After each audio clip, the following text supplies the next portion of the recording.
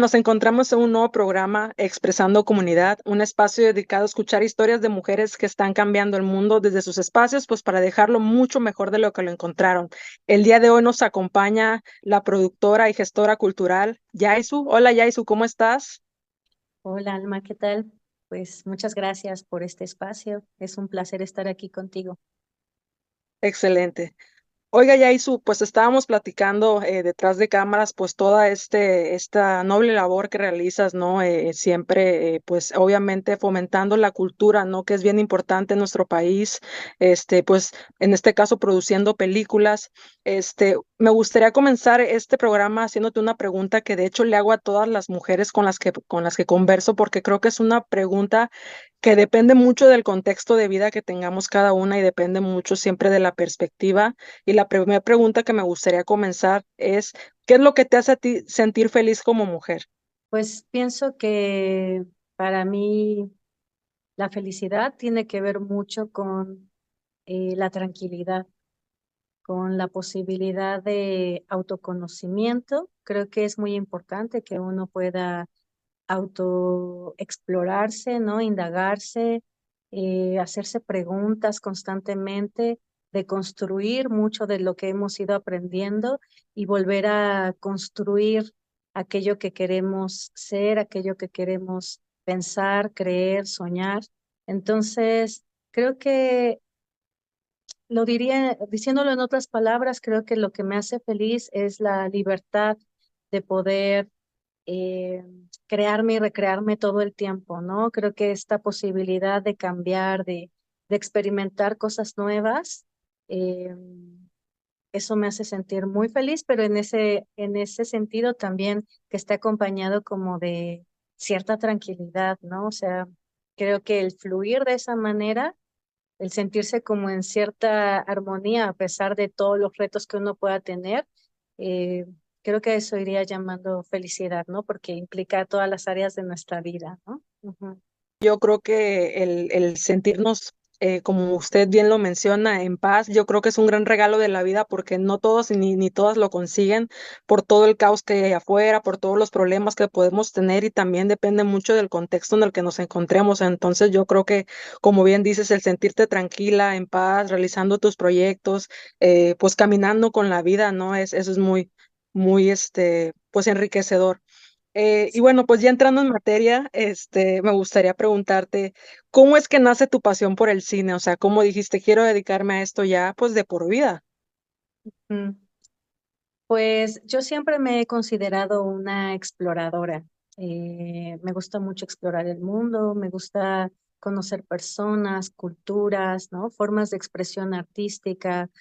Eh, y creo que eso es lo que me llevó a pensar que el cine era una manera de poder conocer otras formas de pensar, de vivir, de estar en el mundo. Cuando yo produje mi primer documental, que justo era una sinfonía de ciudad, era una historia o es una historia que nos cuenta desde que amanece hasta que cae la noche en la ciudad de Puebla, se llama Puebla Sinfonía Inaudible y es un día completito en la ciudad. Eso me llevó a hacer muchísimos scoutings, búsqueda de locaciones, de espacios, a conocer también mucho el cotidiano de distintos espacios de mi ciudad. Y aunque yo llevaba aquí viviendo muchísimo tiempo, pues ahí justo me di cuenta que había muchas cosas que no conocía. Entonces, creo que eso me apasionó mucho del cine, darme cuenta que era una posibilidad de explorar, ¿no? Como otros espacios que te abría la puerta a otras vidas, a otras realidades. Creo que eso fue lo que me apasionó del cine. Ajá. Esta parte, ¿no? También como de contar historias desde tu perspectiva, ¿no? O sea, desde la perspectiva, pues en este caso pues de quien se encarga de hacer el guión y todos, pues la gente involucrada, ¿no? Y de alguna manera el transmitir ciertos mensajes, ¿no? También, pues obviamente, pues para los diferentes tipos de audiencia, pues es bastante interesante. De pronto, yo creo, o no sé, tú qué opinas, pero creo que en México como que estamos más como acostumbrados al cine comercial, ¿no? También como que no tenemos esta profundidad, por ejemplo, para poder ver, por ejemplo, cine documental, estaba leyendo el otro día, y a ver si coincides conmigo, de que somos una sociedad, sobre todo los jóvenes que hoy en día tienen o buscan esta gratificación instantánea, ¿no? Por ejemplo, hoy en día con las redes sociales buscan como que lo superfluo, ¿no? O sea, el el reírte de manera inmediata, o sea, no entramos como en esta profundidad, no como cuando de ver una película, apreciar, por ejemplo, una imagen, los efectos del sonido, la banda sonora, o sea, ya como que eh, vemos que publican alguna película de comedia y ya todo el mundo la quiere ir a ver sin siquiera a veces apreciar una buena historia. No sé si estás de acuerdo conmigo en ese sentido. Sí, pienso que tiene que ver justo con el ritmo de vida que llevamos, y también con el consumo de las redes sociales. Las redes sociales nos han habituado a scrollear, ¿no? Entonces puedes desechar los contenidos y si es que algo no te gusta, no te das la oportunidad de conocerlo o de verlo. Y eso pues ha generado que los contenidos sean muy cortos, muy breves, ¿no? Y también muchas veces estén descontextualizados, pero eso pienso que ha provocado que tengamos esta, eh, como una falta pues como de apreciación, de observación, de paciencia incluso, ¿no? Como para poder ver una imagen, y no solamente la imagen, ¿no? Sino también incluso lo diría en términos de la vida cotidiana. Somos poco observadores realmente de lo que nos está pasando a nuestro alrededor, y eso nos hace también menos contemplativos en el cine en general, pero también en la vida. Entonces también nos hace más susceptibles a frustrarnos más rápido, también nos aísla de las otras personas y eso es muy lamentable, ¿no? Porque finalmente toda esta forma de consumir que conlleva las redes sociales también nos lleva a que en el cine esos lenguajes también se estén como apropiando, ¿no? O sea, que ahora pues justo la industria cinematográfica hollywoodense, ¿no? Que es como la que acapara gran parte de las pantallas del mundo, pues también lleve este lenguaje que se ha ido generando con las redes sociales, pues muchas veces a la pantalla. ¿No? Y toda esta sobreexplotación de efectos, ¿no? De cosas que te pueden generar como esta impresión que cada vez necesitamos más y más y más, pues se va haciendo justo, ¿no? Como un proceso también adictivo y que va generando que nuestro cerebro sea, pues se vaya como adaptando a eso, ¿no? Y cada vez nos hace menos, pues sí, contemplativos, reflexivos, ¿no? Entre otras muchas cosas. Y eso pues no solamente afecta en términos del consumo de cine, sino de muchas otras artes y la forma en la que nos relacionamos. Sí, totalmente de acuerdo. Precisamente lo que acabas de comentar es muy cierto porque leía que es una sociedad que se ha vuelto muy ansiosa. O sea, es una sociedad que, sobre todo los jóvenes, ¿no? O sea, si por ejemplo yo me pongo a pensar, si empiezan a ver una película, digamos, como bien lo dijiste, en la que tengas que contemplar, observar, o sea, empieza esta ansiedad de ya querer reírte o de ya querer llorar, ¿no? Cuando te tienes que dar la oportunidad, pues, de analizar, ¿no? O sea, todo el trabajo que hay detrás. Fíjate, a mí, por ejemplo, me gusta mucho la película de Interestelar, no sé si la llegaste a ver, Mm. la que la hizo Christopher Nolan, que fue muy taquillera incluso, pero por ejemplo, son de esas pocas películas que hay todo un trabajo, por ejemplo, en este caso científico, que de hecho incluso descubrieron agujeros negros con esa película, o sea, visualmente cómo serían, tiene una buena historia, entonces como que eh, tiene diferentes elementos que también hicieron que la gente pues le pusiera toda la atención del mundo, pero como bien también dices, o sea, los efectos sí tienen mucho que ver, o sea, estamos acostumbrados a ver grandes efectos, ¿no? O sea, que todo el tiempo esté sucediendo algo, porque también es eso, ¿no? De pronto queremos que todas las escenas, todo el tiempo esté sucediendo algo, ¿no? Entonces, eso también limita mucho, digamos, el crear, pues, películas de arte o películas, en este caso, documentales, ¿no? Como tú bien haces. Me gustaría puntualizar que justo algo que creo que limita mucho el que la gente pueda acercarse a otro tipo de cine tiene que ver con esta forma en la que vamos como etiquetando al cine. ¿no? Entonces, llamamos cine comercial, cine de autor, los documentales, y entonces se van generando estos prejuicios sobre que este tipo de cine es aburrido, este otro tipo de cine es para no pensar, ¿no? Y no nos damos cuenta que tanto el cine que creemos que es comercial y que es para no pensar, crea una gran influencia en nosotros, ¿no? En la forma en la que pensamos, cómo recibimos el mensaje. Ese cine, aunque tú digas, ah, bueno, pues no pienso, en realidad te está generando una influencia importante que posiblemente no estés detectando, pero te influencia, ¿no? Y eso limita a que nos abramos a las posibilidades de conocer otras formas de expresión, otras formas de contar historias. Yo justo... Uno de los proyectos de gestión cultural que he realizado se llama Documental Mexicano, y lo que hacíamos ahí pues era investigar, catalogar, exhibir cine documental mexicano realizado por personas, directores y productores de comunidades originarias y afromexicanas. Y hay historias increíbles, ¿no? Que son como súper interesantes. Sin embargo, hay este prejuicio hacia el cine documental, y la mayor parte de la población relaciona mucho el cine documental con Discovery Channel, por ejemplo, ¿no? O con Animal Planet. Y eso no es, no solo eso es el cine documental. Hay una gran variedad de formas de hacer cine documental. Hay cine documental que es súper entretenido, tiene una exploración artística muy interesante. Hay muchas maneras de hacer cine documental. Sin embargo, como pues tenemos este prejuicio, nos acercamos poco a él, y entonces nos vamos perdiendo estas otras formas en las que se pueden contar historias. En el mundo, pues hay muchas maneras también, hay muchas cinematografías, ¿no? De distintos países, pero como estamos acostumbrados solo a una, pues se nos va dificultando. Entonces, a veces se nos olvida que el gusto se forma. O sea, esta cuestión de que decimos, ay, pues es el cine que me gusta, tiene que ver con que mucho tiempo yo he estado expuesta a ver ese cine. Y entonces un poco mi gusto, mi cerebro, pues también se va habituando a eso, y obviamente después le da flojera tener otro tipo de retos, pero eso pues significa que nosotros nos limitamos en conocer otras formas de ver el mundo, de explorar el mundo, otras formas de expresión artística. Y lo que te decía, no solamente esta cuestión de contemplación, sino también de los sentidos. Porque finalmente el cine, bueno, para ver una película necesitamos el sentido de la vista y del oído, y a veces se nos olvida, ¿no? O sea, justo estas películas que tienen un montón de efectos, que en realidad nos llenan la mirada y el oído de un montón de cosas que nos aturden, ¿no?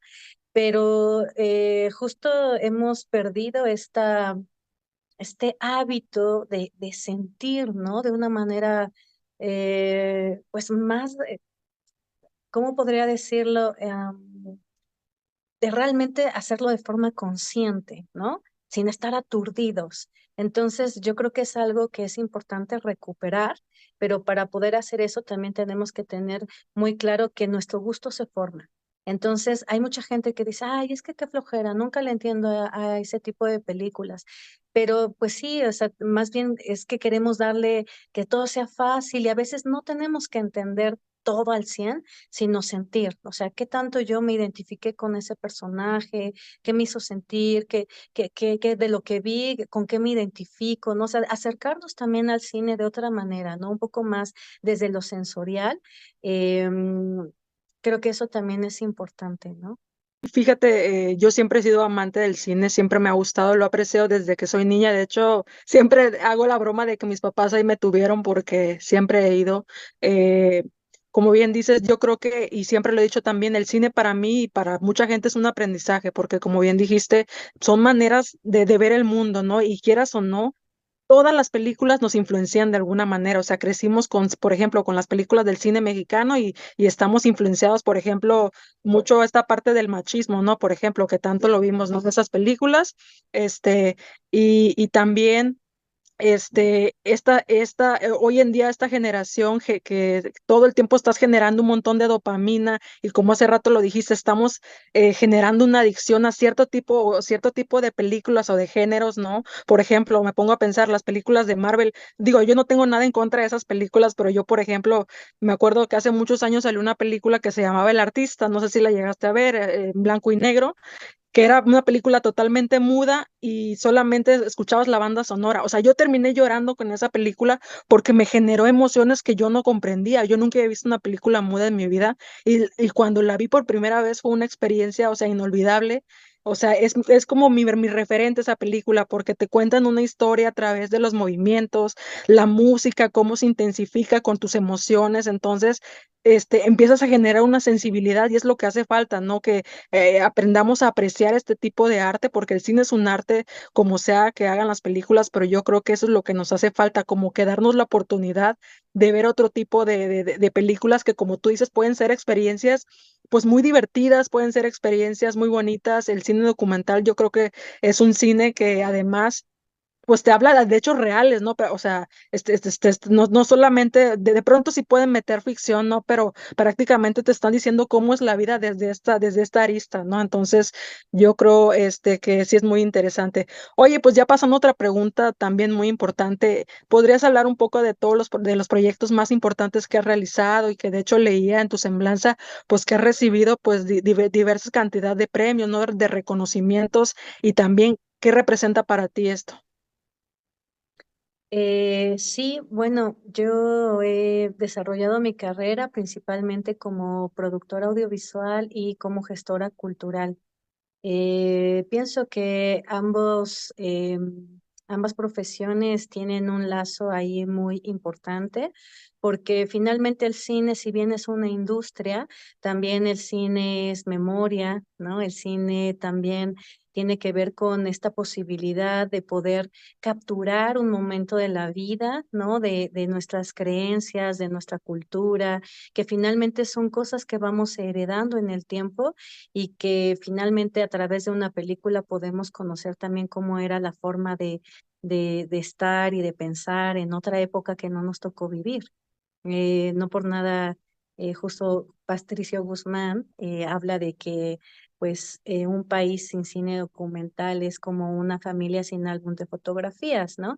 Y creo que tiene mucha razón, pero pienso que no solo el cine documental, sino el cine en general, ¿no? O sea, está como esta película de Wally, que justo, ¿no? O sea, se puede conocer y recordar cuando, como plantea ahí la película, la vida de la especie humana ya no es posible en la Tierra, pues quien llegue a ese espacio puede conocer cómo vivíamos a través del cine, ¿no? Me queda claro que no es la única manera, pero el cine justo atrapa esa forma en la que vivimos, pensamos, nos relacionamos, lo que nos da miedo, lo que nos da alegría.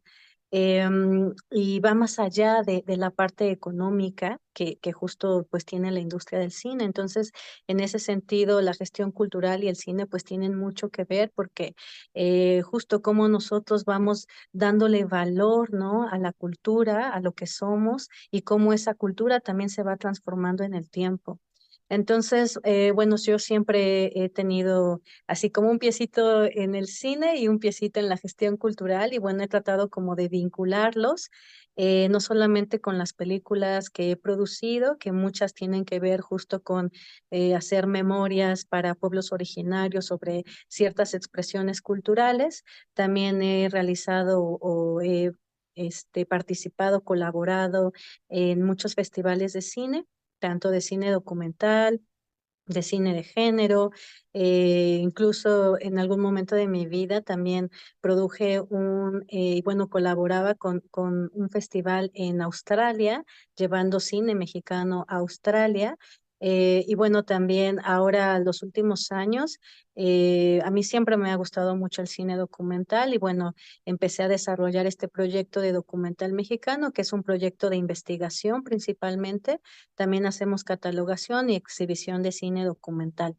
Y bueno, esto lo empecé a hacer porque justo en México se hace muy poca investigación sobre cine y pues justo es necesario que también nosotros conozcamos qué sucede en nuestro cine, qué tipo de cine se hace, con qué fondos se hacen, quién lo está haciendo, qué historia se está contando, ¿no? Porque finalmente eso también nos da mucha idea del dinamismo de lo que se va generando en el país, ¿no? Entonces, este proyecto que te contaba, que se llama Imaginarios del Otro México, justo lo que hicimos fue buscar directores y productores de comunidades originarias y afromexicanas, porque finalmente México es un país súper diverso, ¿no? Culturalmente es muy diverso, es muy rico y pues justo darte cuenta que también desde la cultura y desde tus orígenes culturales tienes otras formas de acercarte al cine, de pensar el cine, de pensar el arte, de pensar el mundo también. Entonces, eso me parece muy interesante porque entonces teníamos documentales que son hablados en otras lenguas, ¿no? Recuerdo en algún momento cuando hicimos una exhibición en San Luis Potosí, que justo proyectábamos documentales, cortos documentales de diferentes partes del país, hablados en distintas lenguas.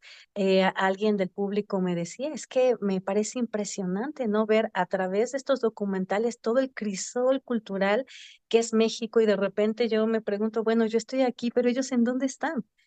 Y cuando hicimos la exhibición de imaginarios de los otros Méxicos en Chihuahua, pues igual llevamos muchos documentales realizados por distintas culturas en Nayarit, en Colima, ¿no? En distintas lenguas, en Jalisco, en Puebla. Justo los niños de las comunidades rarámuris decían, es que yo pensaba que en México solo se hablaba español y rarámuri. ¿No? Pero ahora veo que hay muchas lenguas, que es muy importante hablar nuestra lengua, hacer cine en nuestra lengua, hablar de nuestras historias, y entonces ahí te das cuenta que también el cine es una herramienta para que la gente pueda reafirmar su identidad, ¿no? Pueda valorar su identidad y que también hace visible que somos un país multicultural, ¿no? Que es muy rico y que pues obviamente nos hace falta mucho trabajo para poder tener toda esta expresión cultural en el cine y en otras artes, ¿no? Ujú. Sí, totalmente de acuerdo, como lo mencioné hace rato, pues es una manera de aprender, ¿no? O sea, por ejemplo, yo creo que, y siempre lo he dicho también, aprendes, yo creo, más viendo una película que leyendo un libro de pronto, ¿no? No sé si lo habrás escuchado en algún otro lado. Ahorita que mencionabas esta parte de que los niños se asombraban, ¿no? De ver que no solamente español y rarámuri se puede hablar, sino que hay diversos idiomas y dialectos y lenguas, ¿no? En el país. No sé si alguna vez llegaste a ver la película de Australia.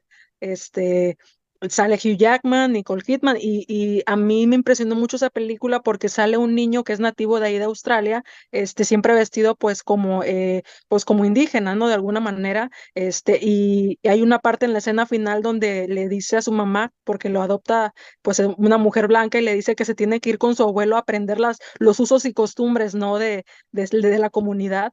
O sea, y le dice ella, pero es que ¿por qué te tienes que ir? No me puedes dejar. Y le dice Hugh Jackman, es que él creció en esa comunidad y tiene que vivir esa experiencia, lo tienes que dejar ir. Entonces a mí eso se me hizo muy asombroso porque nos ayuda a entender cómo existen otras comunidades del mundo que viven diferente a nosotros, o sea, y que pueden percibir la vida diferente a nosotros y que el hecho de que ellos lo hagan no significa que está mal si nosotros no lo hacemos. Y seguramente si ellos supieran cómo son nuestros usos y costumbres aquí en este país, pues también se asombrarían, ¿no? O sea, igual si vieran una película de México en Australia, en la Patagonia, en cualquier otra parte del mundo, igual sentirían este asombro, ¿no? Y yo creo que el cine es de las pocas cosas que otros ámbitos no tienen y que es regalarnos esta riqueza cultural, ¿no? Como bien dijiste, porque pues México es un país multicultural, que pues no solamente tiene pues esta parte de la cultura, ¿no? Sino que también pues que pues nos ayuda a enriquecernos, ¿no? Todo el tiempo y eso es muy bonito. Oye, pues ahora me gustaría preguntarte, algo que de hecho ya es más cuestión mía porque siempre lo he querido saber. Yo siempre he querido realizar festivales de cine, con perspectiva de género. hace muchos años aquí en Acapulco venían los de Mi Género, que es la muestra internacional de cine, este, y me gustó mucho la dinámica porque ponían la película y al final se hacía un cine debate. Entonces, Ujú. eso se me hizo muy interesante porque así la misma sociedad de una misma comunidad está pues dialogando y está haciendo un intercambio de ideas, pues a lo mejor con un experto en cine y se me hizo muy interesante porque quieras o no, cuando acaba el debate, pues la gente se vaya con otra idea, porque como bien lo dijimos hace rato, a veces a lo mejor las películas son de pronto muy complejas porque no estamos acostumbrados no a ese cine y ya con un debate ya dices, ah, ahora ya comprendo por qué pasó esta escena, por qué esta imagen duró tanto tiempo, por qué este sonido con esta imagen. Entonces, me gustaría preguntarte, ¿es complicado hacer un festival de cine? ¿Cualquier persona lo pudiera hacer? Em, sí, requiere mucho trabajo. Eh, Requiere mucho trabajo, requiere dinero, ¿no? O sea, un festival de cine, sea internacional, nacional, de cine documental o, bueno, de género, eh, de animación, en realidad es complicado porque requiere toda una logística. Cuando tú haces un festival de cine, pues vas, supongamos, sucede el festival ahora en octubre y termina el festival y en noviembre empiezas a planear el festival del año que viene. Entonces requiere muchísima planeación, justo para ver qué categorías tienes en la selección, qué eventos vas a generar es la siguiente edición, también en dónde estás y bueno, cuáles son las necesidades en general del público que forma parte o que más bien puede asistir a tu festival. Y todos los festivales de cine pues se enfrentan justamente a esto que mencionábamos de la formación de público, porque dependiendo del cine que programen, de dónde viene y demás, pues también será el tipo de público que van a atraer. Entonces, bueno, desgraciadamente, por una parte, en México, pues todo el cine hollywoodense por muchísimos años, pues ha hecho un trabajo de formar el gusto de la gente en relación al tipo de cine que ellos hacen, que pues mucho tiene que ver con el uso de muchos efectos especiales, de historias un poco más digeribles y demás. Y entonces, lamentablemente, en muchos estados de la República nos enfrentamos a que la gente difícilmente se atreve acercarse a un festival de cine porque cree que va a haber una película a la cual no le va a entender o que se va a aburrir o no, y pues justo no lo que te decía hace rato, no nos damos esa oportunidad. Entonces todos los festivales se enfrentan a eso y que bueno, es un trabajo de un año que se tiene que realizar, donde mucha gente hace voluntariado, ¿no? Trabaja justamente por amor al cine, por el objetivo de acercar otras formas de expresión cultural a las personas y pues muchas veces, o más bien la mayor parte de los festivales en este país y en el mundo, podría decir, pues se enfrentan a que hay poco apoyo económico, poco apoyo de muchas instituciones que podrían sumarse a a estos esfuerzos que aparte me parecen importantísimos y también hay poca aceptación del público o esta aceptación y esta formación de público requiere un esfuerzo de muchísimos años, ¿no? Entonces, lamentablemente pasa que muchos festivales de cine tienen su primera edición, difícilmente llegan a la tercera y difícilmente se pueden mantener en el tiempo. Entonces, y es lamentable porque para muchos lugares es la única manera en la que las personas que gustan del cine, pues realmente se pueden acercar a otro tipo de cine, a otro tipo de expresión cinematográfica y a veces no la hay. Eh, y bueno, entonces eso hace que hacer un festival de cine sea una labor titánica también, ¿no? Porque trabajan con muy poco recurso, muchas veces con, o más bien la mayor parte de las veces con voluntariado y sumando muchos esfuerzos, ¿no? Y bueno, eso en el tiempo va sumando números, ¿no? En relación a cuántos espectadores pudimos atraer a ver estas películas y eso va representando un problema, ¿no? Porque pues muchas veces algunos festivales tienen que abrirse justo a películas más digeribles, ¿no? Que a lo mejor van limitando las posibilidades de poder programar otro tipo de cine. Pero lo que es cierto también es que Hay muchos festivales que llevan haciendo este trabajo por muchos años, que han podido mantenerse gracias también al ímpetu, la pasión, ¿no? El esfuerzo de toda la gente que los hace posibles y han hecho un importantísimo trabajo de formación de público, de exhibición, de acercarse al cine, ¿no? Porque en México también uno de los problemas es que el acceso a nuestra cinematografía es muy difícil. O sea, si a cualquier persona que ahora nos esté viendo o escuchando, pues si tú le preguntas, bueno, ¿en dónde ves cine mexicano? Va a ser muy difícil que te diga, ah, bueno, sí tengo 10 opciones cerca de donde yo vivo para ver cine mexicano. Eso no es verdad. Entonces, de por sí, tanto en el duopolio comercial que tenemos en México, es muy difícil ver cine mexicano. Pocas películas mexicanas llegan a ese cine, muy pocas. Algunas podemos ver en algunas plataformas de streaming, otras en festivales de cine. Ahora, esta plataforma que tiene el Instituto Mexicano de Cinematografía, que se llama Nuestro Cine, la gente, pues yo los invito a que se hagan una cuenta porque hay mucho cine mexicano que pueden ver ahí, cortos, largos, animación documental, y hay mucho cine mexicano que es gratis, que no lo tienen que pagar, y es una manera de acercarse también a nuestro cine. Hay otras películas que son muy baratas, ¿no? 20 pesos cuesta la renta. Entonces ya empieza a haber como algunas formas de acercarnos al cine, pero también es complicado, ¿no? Entonces, aún así, estos espacios que existen son muy importantes porque también, como tú decías, te acercan a que puedas apreciar, disfrutar una película de otra manera, que te hagas preguntas, a que cuando tú tienes estos diálogos con los directores, productores, los actores,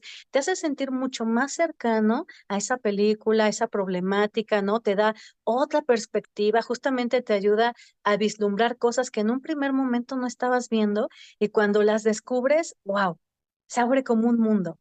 Y creo que eso es muy importante porque si las personas nos diéramos oportunidad de acercarnos a estos espacios para tener este intercambio, estas charlas con los directores, productores o los programadores que también tienen cineclubes y demás, pues también nos damos la oportunidad de aprender a ver el cine de una manera distinta, ¿no? Ahorita que te estaba escuchando, me quedé pensando de que si acercáramos realmente el cine como debe de ser, dejando a un lado de pronto este cine hollywoodense, ¿no? Que la verdad tanto daño nos ha hecho, yo creo que generaríamos cambios sociales. O sea, porque, por ejemplo, no sé, ver, por ejemplo, cine con perspectiva de género, ya por ejemplo los hombres ya empiezan a como que, yo me acuerdo de la muestra internacional de cine que te comentaba que hicieron aquí en Acapulco, o sea, yo veía la mirada de los hombres diferente. O sea, y cuando terminaron de charlar, igual se quedaron como que con otra perspectiva, de decir, ah, órale, entonces, la mujer no solamente tiene que estar en la cocina, ¿verdad? La mujer tiene que hacer su vida aparte. Entonces, de eso se trata, ¿no? También de generar cambios sociales, de generar una sociedad que se vuelva más consciente de la realidad en la que vive, de que somos una sociedad muy diversa, que hay diferentes problemas sociales y que tenemos que aprender a sobrellevarlos, pero ya con otra mirada, ¿no? Y el cine, la verdad, nos ayuda mucho a eso. Lo que quería decir es que muchas veces hay personas a las que pensar en que a través del cine o de otro arte se fomente esta cuestión social, ¿no? Como una cuestión de reflexión, ¿no? De hacerse preguntas. Muchas veces hay gente que dice, ay, no, es que para hacer eso, pues qué flojera, ¿no? Acercarme a una película o una obra de arte. Y dicen, yo lo que quiero es sentarme a ver una película o una serie y no pensar, ¿no? Solo disfrutar. Y no es que esté mal, o sea, creo que está muy bien y que hacerlo también es sano, pero también si solo nos quedamos ahí, perdemos esta capacidad de preguntarnos cosas, ¿no? Y de buscar otras formas de vivir, de comunicarnos, de relacionarnos. Y creo que algo que se nos olvida, que cada vez que nosotros vamos estableciendo preguntas o vamos justo descubriendo que otro mundo es posible, ganamos libertad. Entonces, a veces olvidamos que el hecho de que nosotros en nuestros países tengamos ciertos derechos, también eso permite que otras personas en otras partes del mundo puedan también luchar por sus derechos, por una mejor forma de vivir. Entonces, también algo que hace el cine a través de estas otras películas que sí nos invitan a pensar, a cuestionarnos, es también abrirnos la puerta a creer que otro mundo es posible. Y creo que eso como personas, como humanos, lo necesitamos. Sí, totalmente de acuerdo contigo.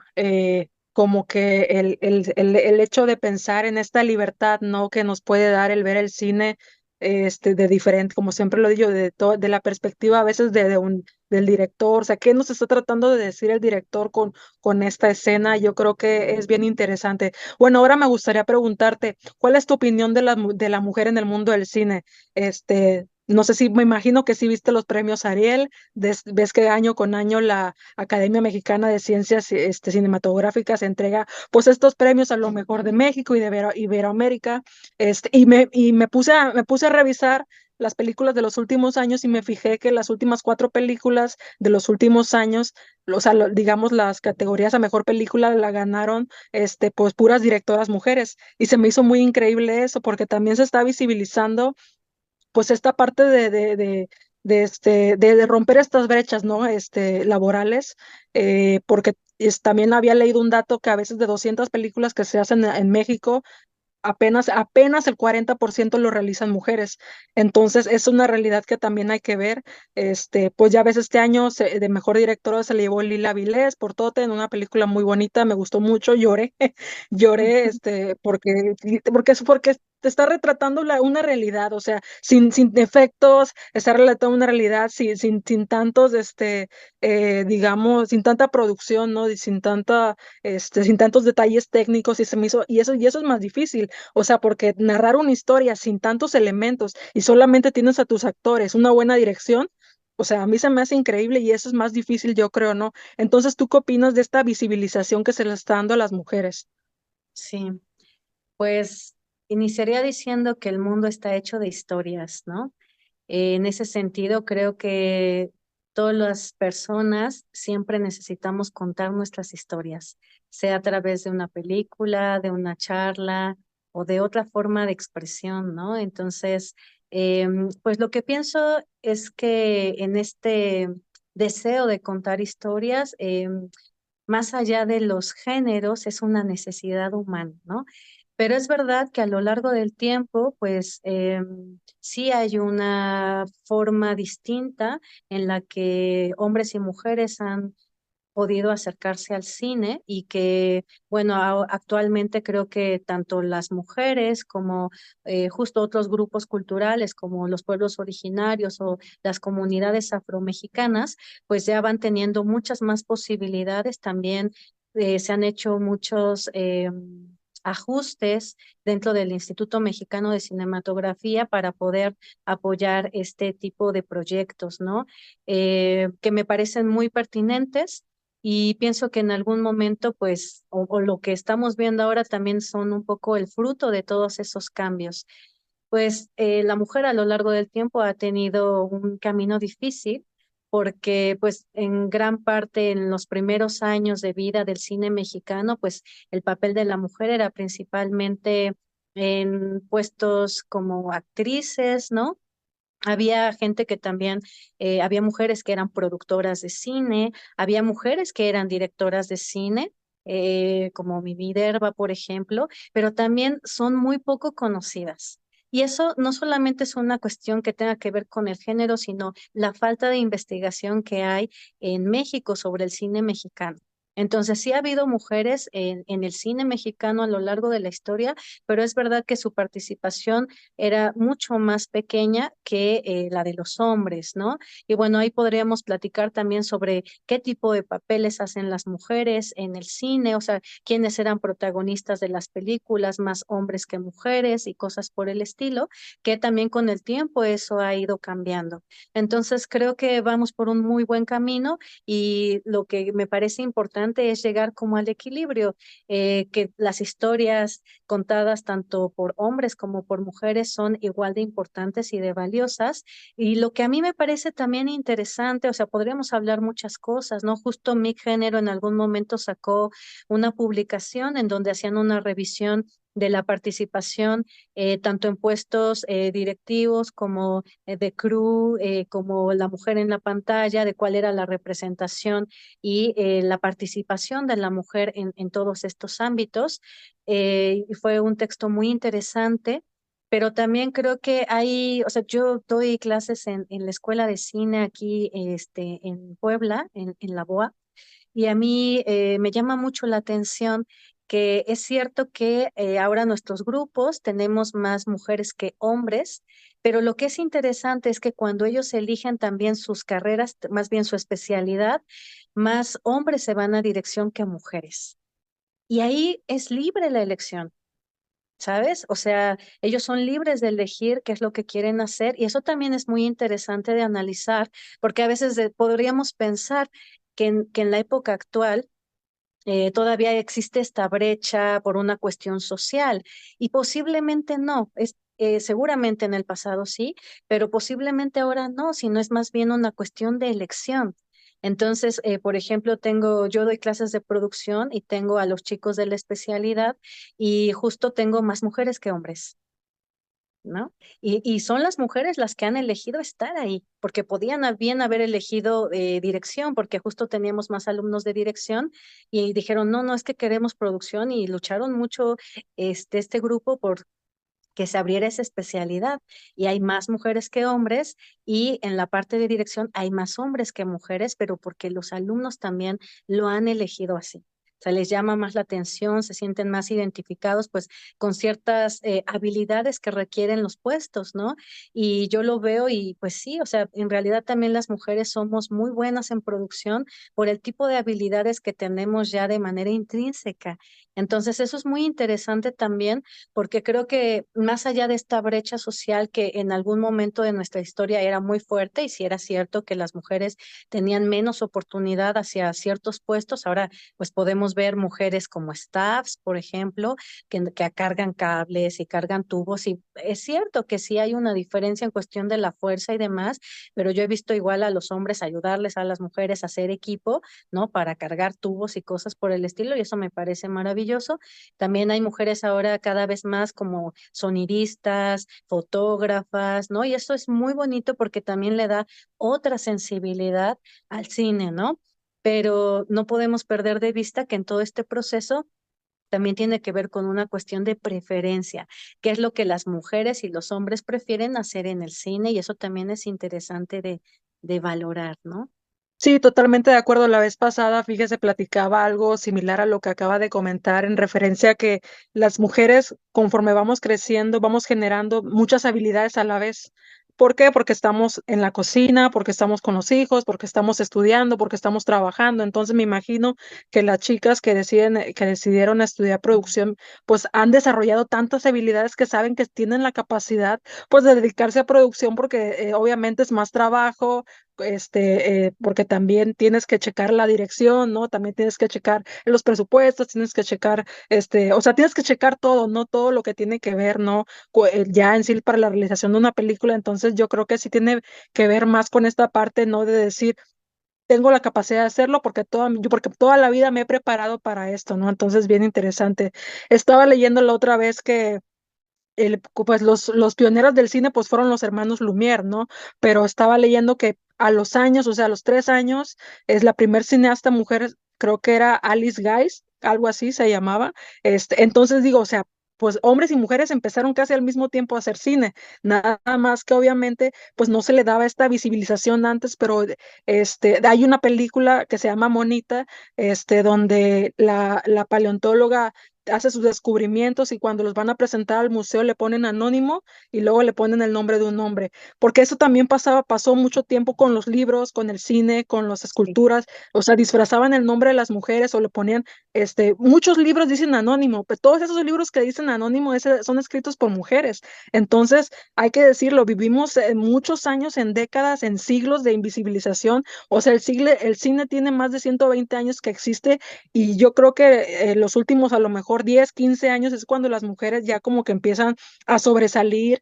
Por ejemplo, ahorita la que hizo la Barbie, Greta Gerwig, o sea, ella ha hecho mucho cine para mujeres y se me hace increíble, o sea, y que a lo mejor que ahorita sea reconocida por una película muy comercial, pero también eso habla de que es una mujer que, digamos, le ha trabajado, ¿no? Hay una directora que se llama Isabel Coixet, creo. Ella hizo Elisa y Marcela. Es una película española que habla del primer matrimonio de dos mujeres en la historia de España. Entonces, eso también se me hizo interesante, o sea, cómo que las mujeres se metan en el guión, se metan a hacer dirección y aparte que tengas mujeres protagonistas, o sea, eso habla de que ya no surge una visibilización porque las mujeres tenemos mucho talento no solo en la pantalla, sino detrás de la pantalla. Oye, ahora me gustaría preguntarte, ¿cuáles son los retos de hacer cine en Puebla y en México? Bueno, pues justo sumado a esto, ¿no? Que hablábamos tanto del papel de las mujeres como en el cine mexicano, pues se vuelve complejo porque hacer cine en México es complicado, ¿no?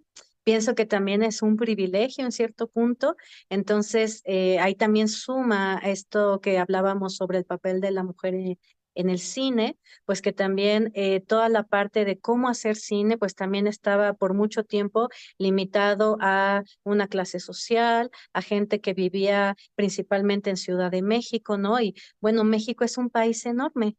Enorme, enorme. Entonces, por mucho, mucho tiempo, bueno, el Instituto Mexicano de Cinematografía se fundó en 1983. En realidad es un instituto muy joven y parte de su tarea es justo fomentar la realización, la creación, la exhibición de cine en el país. Y bueno, pues resulta que México es un país muy, muy grande, culturalmente muy diverso, y eso ya representa un reto en sí mismo, ¿no? Porque la verdad es que, bueno, hay muchos fondos para hacer cine en México. Por mucho tiempo, todos esos fondos estuvieron súper centralizados. Entonces, ¿quién hacía cine en México? La gente de Ciudad de México, que había tenido la posibilidad de estudiar cine en esa ciudad o en otros países y que por ende tenía un poder adquisitivo pues muy específico. Durante los años 70 se trabajó muchísimo en lo que se llamó la transferencia de medios, que justamente era poder vincular los medios de producción en comunidades originarias en diferentes partes del país para que justo salieran pues videastas de estos pueblos originarios que contaran sus historias. Pero bueno, estamos hablando de los años 70, en realidad es muy poco tiempo. Y bueno, ahora justo con la pandemia se dio como toda esta revolución también en el instituto, pues justo el COVID nos obligó a reunirnos virtualmente y eso permitió que hubiera cineastas de muchas partes del país hablando de cine, de los fondos, de qué necesitábamos, de cómo tenía que de alguna manera replantearse la manera de evaluar los proyectos, ¿no? Y eso abrió otras posibilidades. Todavía hay mucho trabajo que hacer, pero lo que es cierto es que en México, dado que es un país tan grande, los cineastas, pues tenemos distintas especializaciones, distintas maneras de acercarnos al cine y pues nos hace falta mucho trabajo, todavía un camino largo por recorrer. Y en este sentido, lo que te decía, después de la transferencia de medios en los años 70, es ahora que justo podemos empezar a ver muchos pueblos originarios que empiezan a surgir directores, productores que nos están contando historias también desde su cosmovisión y entonces nos damos cuenta que tenemos un país bien grandote con muchas maneras de ver el mundo y que bueno, justo el IMCINE no se da abasto. ¿no? No se da abasto porque entonces aquí en México, a pesar de que tenemos al IMCINE, pues tenemos también pocas películas hechas en lenguas o en las lenguas distintas que hay en el país.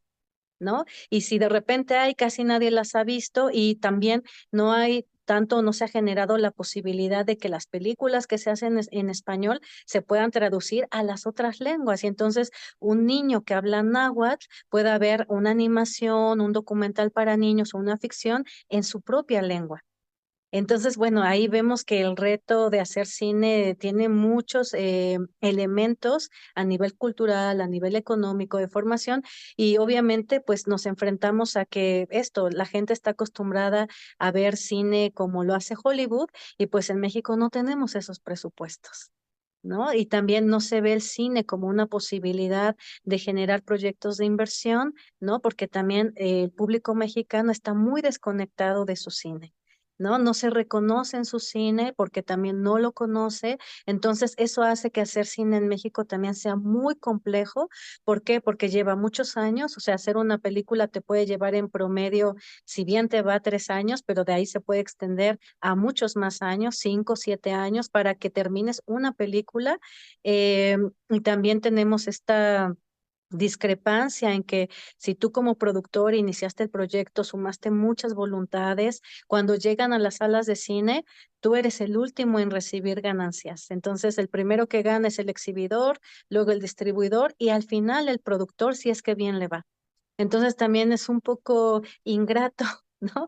En ese sentido, porque requiere mucho tiempo, mucho trabajo y tú como productor pues conllevas un gran riesgo y bueno, esta desconexión que también hay entre el público mexicano y el cine, pues también nos afecta, ¿no? Porque si tú le preguntas a el 80% de los mexicanos que tienen acceso a una sala de cine o a poder pagar una suscripción para ver cine vía streaming, ¿qué prefiere ver alguna serie o película gringa o mexicana? Te va a decir que la gringa, ¿no? Entonces, bueno, ahí la dificultad es muy grande porque también hacemos pocas películas, o sea, se hacen muchas películas en México, pero estamos hablando de un país enorme, que es el cuarto país más importante en términos de consumo de cine en el mundo. Imagínate, la cantidad de cine que vemos los mexicanos es muchísima. Sin embargo, hacemos entre 175, 200 películas al año que están registradas porque se hacen muchas más que el IMCINE no conoce, se hacen muchas más, pero que menos de la mitad se estrenan, otras están enlatadas, otras están en proceso de terminarse y que pues el público mexicano no conoce. Entonces, toda la dificultad es muy amplia, ¿no? Es muy amplia y finalmente es muy necesario que siga habiendo cine mexicano, porque el cine mexicano habla de quiénes somos nosotros, quiénes somos los mexicanos, cuáles son nuestros sueños, nuestros problemas, nuestros miedos, nuestros anhelos, ¿no? Cuáles son aquello que nos hace mexicanos y toda esa diversidad y riqueza, eso también lo refleja el cine. Entonces, pues el reto es muy grande, la dificultad es muy grande y eso se vive en México completito, pero ahí cada estado de la República tiene sus propios retos, ¿no?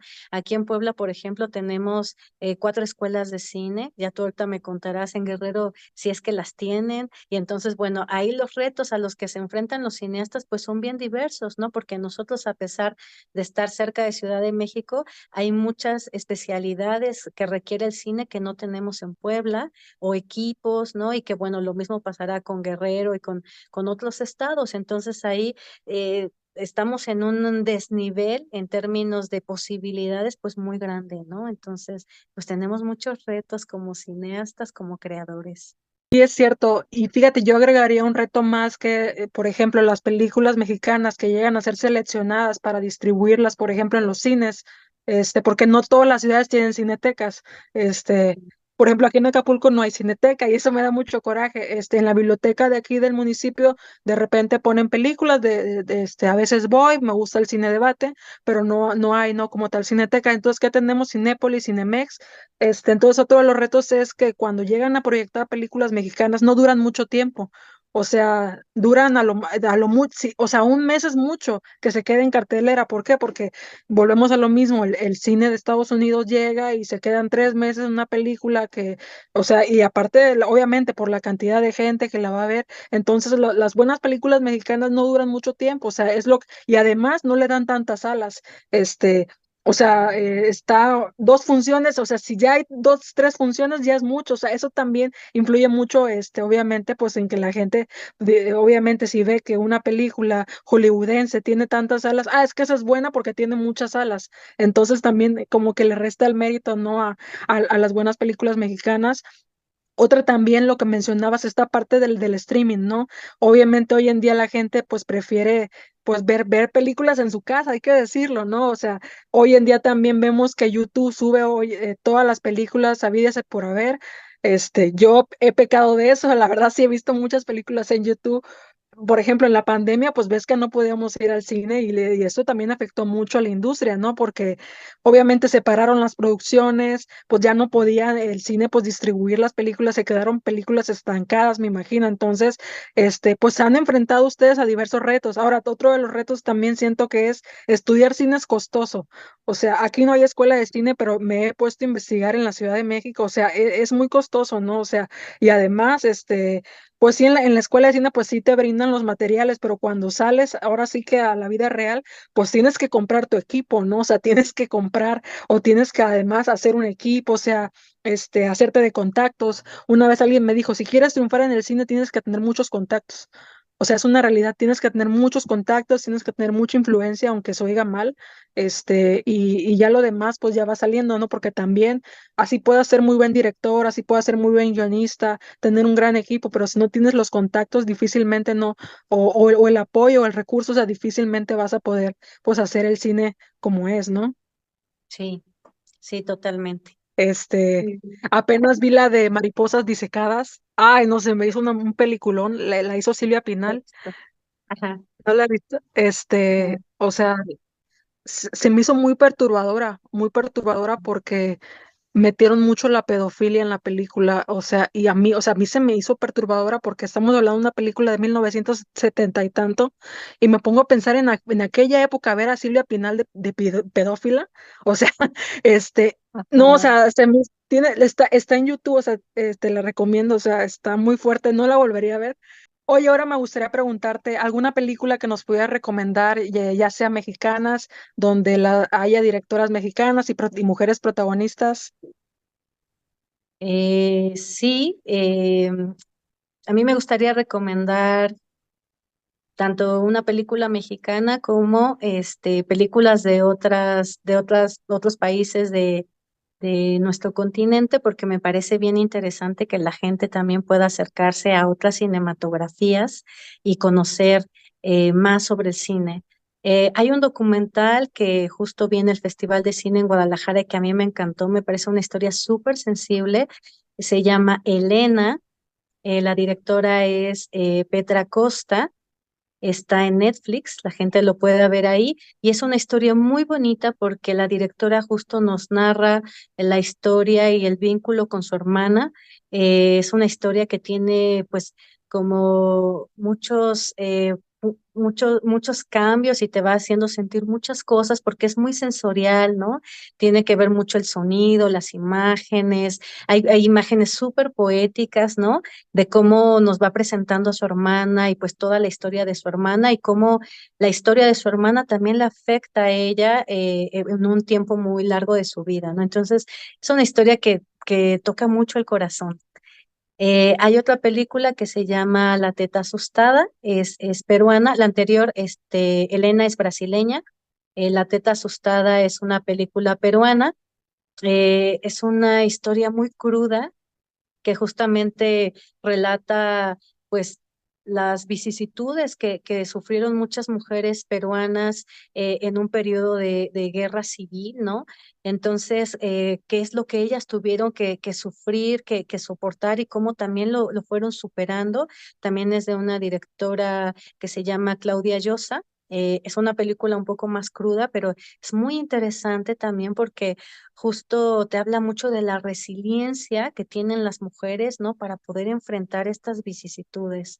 Y la última película que me gustaría recomendar es Noche de Fuego, que es de la directora Tatiana Hueso, que si bien ella no es mexicana como tal, toda su carrera la ha desarrollado en México y Noche de Fuego es una película mexicana muy reciente y bueno, Tatiana Hueso también es una directora interesante a conocer, también ella ya recibió el Ariel como mejor directora y bueno, son historias de mujeres que nos presentan distintas historias, distintas experiencias y bueno, puede ser que a la gente le guste conocerlas. Oye, pues está muy interesante. Esta tarde las veo todas. La de Noche de Fuego ya la vi, está muy, muy bonita, está muy fuerte también y es una muestra una de las crudas realidades que hay en México, como es, bueno, digo, no me gusta mucho mencionarlo, pero sí hablo un poco del narcotráfico y cómo llegan a estas comunidades y cómo las mujeres incluso se tienen que rapar para hacerse pasar por hombres. O sea, está Sí, muy fuerte, está sí. muy, muy, muy bonita la película. Y también me gustaría recomendar un documental de creación, es un cine ensayo que a mucha gente le puede parecer muy interesante porque es muy sensorial, tiene que ver con que uno se tenga una especie de inmersión con las imágenes, el sonido, se llama La danza del hipocampo, que fue dirigida y producida por dos mujeres, es un documental pues que es la historia de la directora y un poco sus reflexiones sobre cómo funciona la memoria en construir aquello que somos, ¿no? O sea, cómo nuestra historia y lo que somos está vinculado principalmente a 7 recuerdos. Se llama La danza del hipocampo, la directora es Gabriela Rubalcaba. Y bueno, esa es una película en la que participé ya hace algún tiempo, pero es interesante también porque es otra película documental que la gente puede acercarse como a este cine que llamamos cine o documental de creación, ensayo documental, que básicamente es como este reflexionar muchas ideas, ¿no? Entonces, la directora nos va contando distintos recuerdos de su infancia y cómo eso, pues justo ahora, cómo funciona este recuerdo y mi memoria, ¿no? Entonces, es muy bonita también, creo que a mucha gente cuando la ve, como que le toca muchas fibras. Y de eso se trata, ¿no? De siempre lo he dicho, las películas tienen que tocar todas nuestras fibras, nos tienen que mover las entrañas, agitar el corazón para poderlas recomendar, porque así también ustedes como productoras hacen mejores historias, ¿no? Porque obviamente si ven que el público está reaccionando de una manera propositiva, pues pues pones en marcha tu creatividad y hacen mejores historias, ¿no? Y historias por referentes a las anteriores. Oye, pues ahora sí, ya para culminar esta charla tan interesante, ¿algún mensaje que te gustaría regalarle a las mujeres, pues para motivarlas un poquito más? Pues algo que creo que es muy importante que las mujeres siempre debemos tener presente es que pues no estamos solas, ¿no? Y que no solamente somos nosotras, las otras mujeres que están cerca de nosotros, sino también todas las mujeres que forman parte o han formado parte de nuestra historia, ¿no? Que hay un legado que tenemos ahí que siempre nos va a acompañar, pero que también es muy importante que recordemos que ese legado, si bien está sostenido por las mujeres, no también habría sido posible sin la participación de los hombres.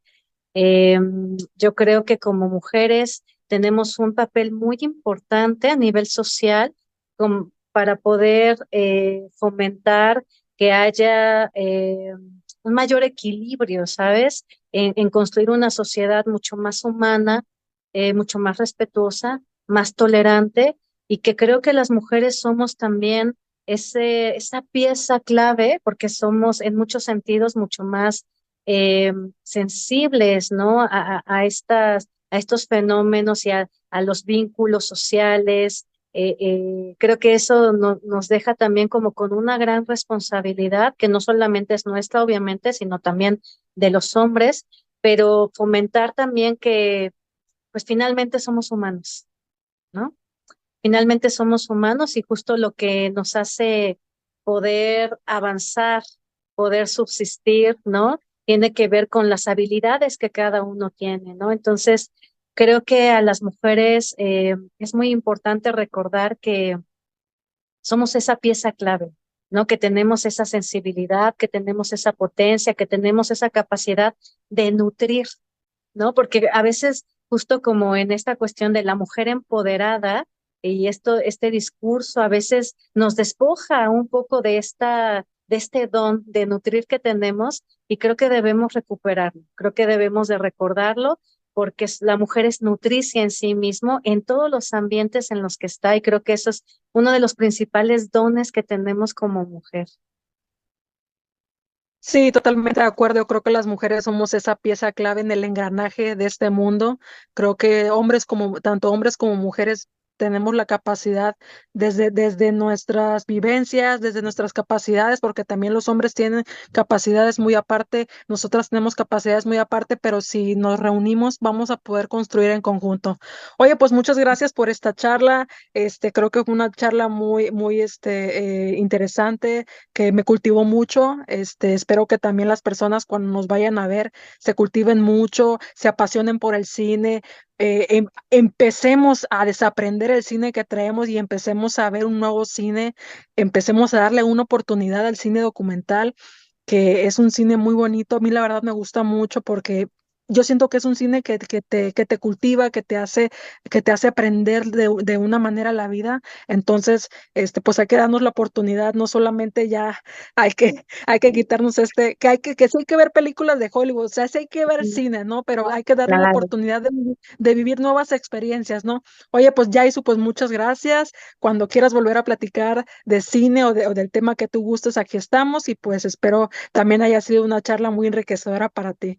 Que sí, Alma, muchísimas gracias. Y sí, me encantaría ya, ahora en noviembre voy a grabar aquí en el estado de Puebla, en dos municipios de la Sierra Norte de Puebla, un largometraje de ficción del género fantasía que se llama Testigos y que nos cuenta la historia de dos hombres inmortales que justo están vinculados a un árbol místico y que una vez que el árbol es cortado, pues ellos pierden la inmortalidad.